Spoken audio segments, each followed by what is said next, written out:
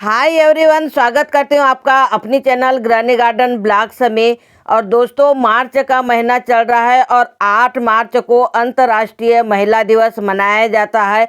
आज हम लोग ग्रामीण क्षेत्र में पहुँच रहे हैं ग्रामीण महिलाओं को जागृत करने के लिए और अपने अधिकार की लड़ाई लड़ने के लिए कि किस प्रकार से हम महिलाओं के अधिकार छीने गए हैं और उन्हें हमें कैसे वापस लेना है। बस उसी के तैयारी के साथ में हम लोग यहाँ आए हैं ताकि ग्रामीण महिलाओं को हम लोग जागृत कर सके। यहाँ पूरी हमारी महिलाएं यहाँ अपने गांव आकर गांव जाकर महिलाओं को जागृत करने का काम कर रही है। ये बहुत सी उत्साहपूर्वक बातें भी है और महिलाओं के अधिकारों की लड़ाई के लिए भी हम सभी मिलकर आगे बढ़ने का प्रयास कर रहे हैं। तो चलिए देखते हैं हम लोग आगे की आज की हमारी ग्राम सभा महिलाओं के लिए कैसे हुई।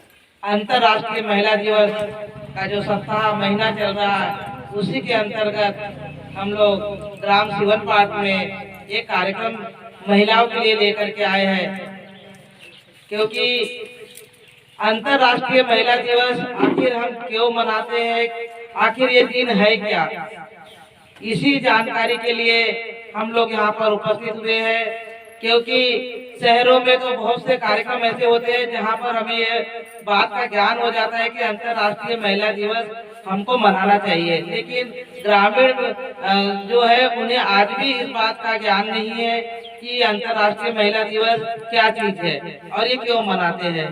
तो मैं आप लोगों को कम शब्दों में बता दूं, ये वो दिन है जिस दिन महिलाओं ने अपने हक अधिकार की लड़ाई प्रारंभ की थी।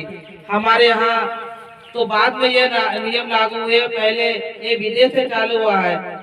लगभग 1500 महिलाओं ने न्यूजीलैंड में अपने हक अधिकार की लड़ाई शुरू की थी। तभी से हमारे देश में भी अंतर्राष्ट्रीय महिला दिवस मनाने की प्रचलन चालू हुई है। ये दिन खास करके उन महिलाओं के लिए है जो मजदूरी करती है, नौकरी पेशा वाली है, उनके लिए ही ये दिन है। उन्होंने इस दिन ये मांग की थी कि हमें भी समान वेतन, जिसमें उन्होंने प्रगति की, उनकी हड़ताल सक्सेस हुई और उस समय की जो सरकार थी उनको इस बात को मानना पड़ा और तभी से महिलाओं को वोट देने का अधिकार नहीं था, लेकिन उनके हक अधिकार की लड़ाई में उन्होंने वोट देने की भी मांग रखी थी और वो भी उसी दिन पूरी हुई। इसी उपलक्ष्य में हम लोग ये महिला दिवस, अंतर्राष्ट्रीय महिला दिवस मनाते हैं। तो आज का जो कार्यक्रम है यहाँ पे हमारे माँ साहब गुरु जी सूर्यवंशी ने यहाँ पे आयोजित किया है, उनका हम लोग बार बार धन्यवाद देंगे कि उन्होंने इस ग्राम में जागृति लाने का काम किया है और हमें ये अवसर दिया है कि हम आप लोगों के बीच में उपस्थित होकर के हम लोग भी ज्यादा ज्ञान।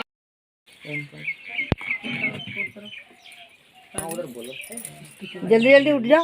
किस्ते की भी बांटने की हाँ तो देंगे ना वो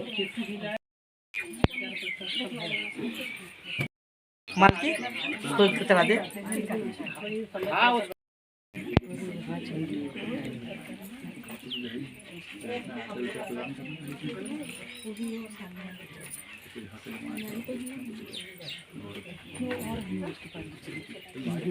वो नहीं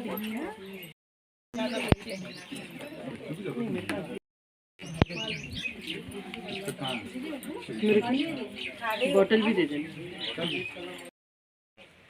तो उस समय जब 1947 में देश अपना आज़ाद हुआ, उस समय चुनाव नहीं हो पाए थे। तो जवाहरलाल पंडित नेहरू ने बोला कि चलो अपन लोग एक अंतरिम सरकार बना लेते हैं जिसमें हम अपने फैसले, कुछ नियम कानून बना कर अपनी सरकार चलाते हैं। तो उस समय जब अंतरिम सरकार को अपने मंत्रिमंडल में शामिल किया। इसके बाद जब पंडित अम्बेडकर जी सोचे कि अभी तो बहुत अव्यवस्था है, लेकिन इस अव्यवस्था में भी यदि हम महिलाओं को भी साथ में लेके चले, उनके अधिकारों में चर्चा करें, उनके अधिकार प्रदान करें, तो हमें बहुत ही सहूलियत मिल जाएगी। और उसमें 5 जज थे, 4 पुरुष थे, 1 महिला थी जज। तो उस समय उन्होंने एक बेंच बैठा ली और हिंदू कोड बिल पारित करने के लिए या उसमें चर्चा करने के लिए कहा गया कि ये हिंदू कोड बिल हमें हमारे भारत में होना चाहिए, महिलाओं के लिए कुछ न कुछ अधिकार देना चाहिए महिलाओं को। तो इसी तारतम्य में बाबा साहब अम्बेडकर ने नेहरू जी से बोला कि आप हिंदू कोड बिल लेके आइए, लेकिन नेहरू जी बीच बीच में बहुत सारे, उस समय अव्यवस्था बहुत थी, तो नेहरू जी उसको कोई पाखंड झूठ ये कुछ भी नहीं है इसमें। पहले हमको इसको मानना नहीं है, जानना है, क्योंकि अपन तो पहले मंदिर जाते हैं, वहाँ पूजा पाठ करके आ जाते हैं, लेकिन यहाँ पर अपने को जानना है ये धर्म कैसा है। और ये वैज्ञानिक धर्म है, विज्ञान के तहत चलने वाला, विज्ञान में जैसा जैसा होता है वैसा वैसा चलता है, प्रकृति के नियमों को मानने वाला धर्म है ये। प्रकृति में अपन खेती बाड़ी करते हैं, सभी लोग करते हैं। खेती में अपन यदि आम का झाड़ उगाते हैं तो आम का ही निकलता है।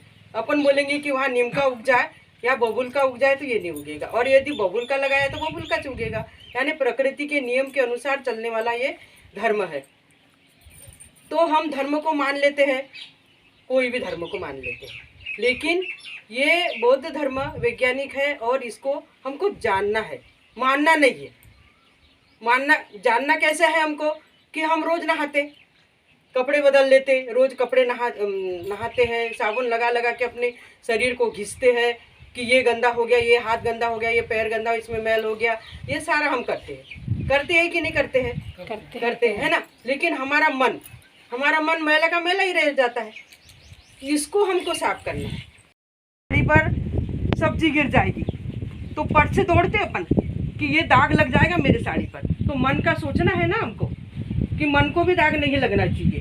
तो हमको मन को साफ करने के लिए, तुम सांस ले ही रहे हो, ले रहे सभी लोग सांस कि नहीं ले रहे? बिना सांस के तो कोई भी इंसान नहीं है, और कोई जानवर न पशु है ना, कोई भी नहीं है, ना पेड़ पौधे हैं।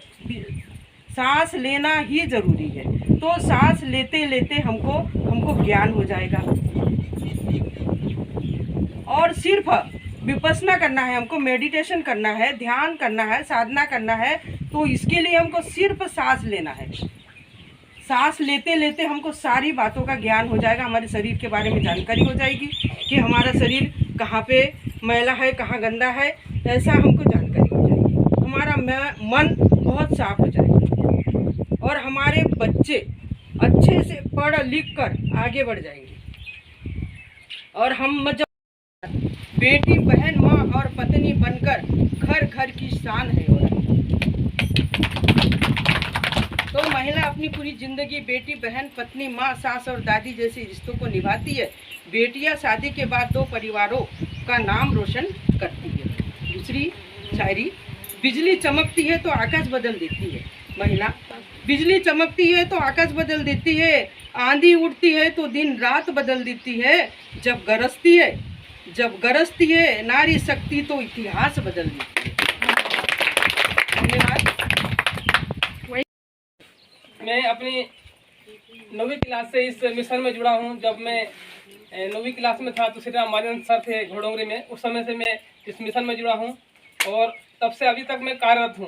भले ही मेरी स्थिति दयनीय है, लेकिन मैं इस कार्यक्रम में छाता हूँ और मैं सबसे खुश रहता हूं और बाबा साहब के विचारों में चलने की पूरी कोशिश करता हूं और गाँव वालों और मेरे साथियों को इसमें जोड़ने की कोशिश करता हूँ, भले मेरा विरोध करना हो जाए।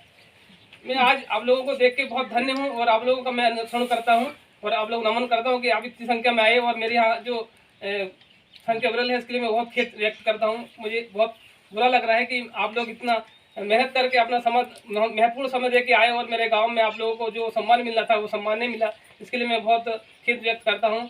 आने वाले समय में ये स्थिति पैदा नहीं होगी, ये मेरी गारंटी है। ये मैं अवगत कराना चाहता हूँ, आप लोगों को क्षमा चाहता हूँ। कहने का मतलब ये है कि हमारे महापुरुषों ने हमारे लिए अपना सारा जीवन दे दिया है, उसके बावजूद भी हमारा समाज इस तरह से हो रहा है कि मुझे आंसुओं की भांति मेरे मन के अंदर रोना आ रहा है। इसी गति से अपना समाज अगर सोता रहेगा तो कमर में झाड़ू और गले में हंडी बनने वाली है, ये तय है। क्योंकि मनुवादी व्यवस्था इस प्रकार से हावी समाज के ऊपर कि आदमी को सोचने में मजबूर होना पड़ता है। लेकिन अपना समाज बेचारा, गलतियां तो हमारे लोगों की है, शिक्षित लोगों की, अनपढ़ तो बेचारा अपना जो पढ़ा लिखा नहीं हो तो वो नहीं समझ पाता है। लेकिन हमारे पढ़े लिखे लोग इतने नालायक हो चुके हैं कि अपने समाज को दो शब्द बताने के लिए टाइम नहीं है। और जबकि ये सारा जो मेहनत, जो हमारे महापुरुषों की मेहनत की कमाई खाने वाले लोग जो है, अपने समाज को दो शब्द कहने के लिए भी आगे नहीं आ पा रहे हैं, सिर्फ टीवी बीबी और अपने ऐशो आराम में मग्न है। ये बहुत बड़ी दुख की बात है। हम चाहते हैं कि हमारा समाज, अगर हमारे समाज में किसी प्रकार की कोई कमियां नहीं है, सिर्फ उनको जागृत करने की जरूरत है, बस इतनी सी एक कोशिश होनी चाहिए समाज के अंदर। लेकिन हमारे समाज में क्या है, लोग अपने स्वार्थों के कारण अपना समय नहीं दे पा रहे हैं। और हमारे महापुरुषों की तो जीवनी है और उनका जो इतिहास है उसको तो हम बताएंगे तो साल साल लग जाते हैं। मैंने भी इसी कड़ी में काफ़ी मीटिंग अटेंड किया, मतलब नागपुर गए थे हम लोग, भोपाल तक गया हूँ। और जैसे आप लोगों ने जैसे पुनः फिर कहा है, या 2 वोट का अधिकार है, या जो गांधी ने अपना आमरण अनशन करके 2 वोट का अधिकार खा गया है, तो काफ़ी जानकारियाँ मैं विशेष तौर पे बता सकता हूँ, लेकिन आप लोगों के पास समय नहीं है। तो ये चीज़ हम रखते रहते हैं और मूवमेंट का काफ़ी काम किया हम लोगों ने। हमारे एक मित्र हैं श्याम ढाकरे करके, उन्हीं के माध्यम से जानकारी हमको लगी। वो स्वास्थ्य वो स्वास्थ्य विभाग से है। तो उनको सबसे पहले जो प्रोग्राम हमारा हुआ था ये घोड़ों इस पे, उसके बावजूद उनको मैंने जोड़ा। उनके बाद जुड़ने के बाद वो चीरा पाटला करके उस क्षेत्र फिर वो सीख के आए और फिर हमको और सिखाए। तो हमने भी ऐसा नहीं कि ये धर्मों के अंदर घुसे नहीं थे, हमने भी 9 दिन खूब भूखे मरे हैं, ऐसा कोई बात नहीं है। लेकिन जब हमको ज्ञान प्राप्त हुआ कि ये क्या है, इस देश के अंदर कौन सी व्यवस्था है, इसको हमने समझ चुके हैं। और ये व्यवस्था नहीं है, बहुत बड़ा खतरनाक षड्यंत्र है इस देश को नीचे और गुलाम बनाने का। तो आप लोग जो कहते हैं ये भगवान, वास्तव में भगवान अपने माता पिता होते हैं जिसने हमको जन्म दिया है। इन्होंने हमारा जन्म दिया, इनको हम महसूस करते हैं, इनको देखते हैं, इनके साथ रहते हैं। अन्यथा किसी और को हम जब देखते ही नहीं तो माने क्यों? किसी भी चीज़ को मानने से पहले जानना जरूरी है। अभी आप लोगों ने कहा कि हम मानो, मानने की कोई मनाही नहीं है, लेकिन सबसे पहले उसको जानो, जानने के बाद ही मानो, तब आपको उसका रिजल्ट आपका क्या आने वाला वो समझ में आएगा। तो चुनाव का था, थोड़ा सा मैं क्लियर बोल रहा हूँ। तो हमको थोड़ा सा ये भी डर था कि क्या पता भाई कुछ चार वाले तो नहीं कि कोई पार्टी वार्टी वाले तो थोड़ा सा वो भी था कि कोई अपना वोट बैंक बनाने आ रहे के कुछ नहीं। लेकिन यहाँ सुन के मेरे को इतना अच्छा लगा कि आपने थोड़ा सा कुरीति और जागृत के बारे में और इसके बारे में बोला, तो बहुत ही अच्छा लगा। एक वाक्य यहाँ पर अपना फोटो है, ये है सावित्री बाई फुले। सभी बहनों आप तो सभी अवगत है, लेकिन हमारे इधर कम अवगत है। उनसे मैं थोड़ा सा ये कहूँगा कि ये जो सावित्री बाई फुले है, ये बीच वाली है, ये सभी हैं अपने महापुरुषों तो बहुत हैं। तो ये जो महिला है साथियों, तो इसने पढ़ाने के लिए सबसे पहले इनके पति पढ़े, ज्योतिबा फुले। ज्योतिबा फुले पढ़े तो उन्होंने अपनी पत्नी को पढ़ाया। उनने पत्नी को पढ़ाया तो उसने सोचा कि ये समाज में इतना अंधकार है और ये समाज कैसा ये होगा। तो दोनों ने सलाह किए कि हम लेडीज़ों को पढ़ाते हैं। तो सबसे पहले संसार में जो अपने इसमें भारत देश में जो स्कूल खोला लेडीज को ले, तो ये कौन है? सावित्री बाई फुले। बोला इसलिए अपन हम बैठे हैं। सबसे पहले इंदिरा गांधी जो बनी थी प्रधानमंत्री, तो उसने बोला कि सावित्री बाई फुले नहीं होती तो मैं प्रधानमंत्री नहीं बनती।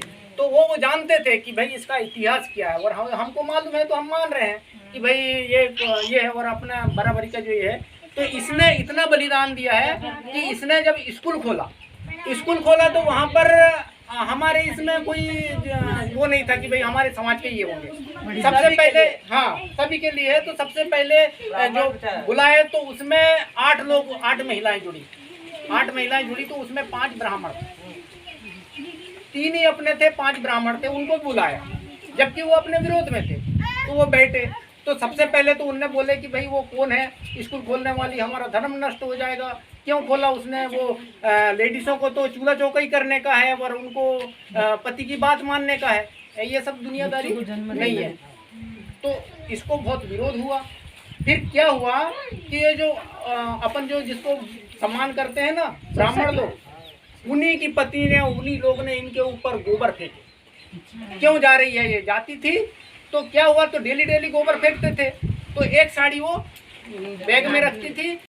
का सोचने में कितना रोना आता कि अपने लिए कितना बलिदान किया कि हमको शिक्षा के लिए इतना इसने गोबर फेंका, उसने पत्थर झेले, लेकिन इसने महिलाओं के लिए स्कूल खोला। और हम उसको ये नहीं समझ रहे हैं कि भाई कितनी बड़ी बात है। तो आज वो पढ़े लिखे सब लोग को समझ लो, यूट्यूब में सर्च कर लो, सब में इसके बारे में मिलेगा कि सबसे पहले हमको स्कूल खोला। और हमको तो आज जो बैठे हैं तो इनके बलिदान के वजह से हम यहाँ पर महिलाएं के साथ अपन कंधे में कंधे मिला के बैठे हैं। तो कितना बड़ा एक वो है। और इन्होंने स्कूल खोला सबसे पहले, और इसको स्कूल खोला तो फिर धीरे धीरे अंग्रेज हमारे समर्थक थे, वो जानते थे, तो अंग्रेजों ने भी फिर धीरे धीरे इनका साथ दिया और स्कूल खुला। तो इनके लिए धन्यवाद।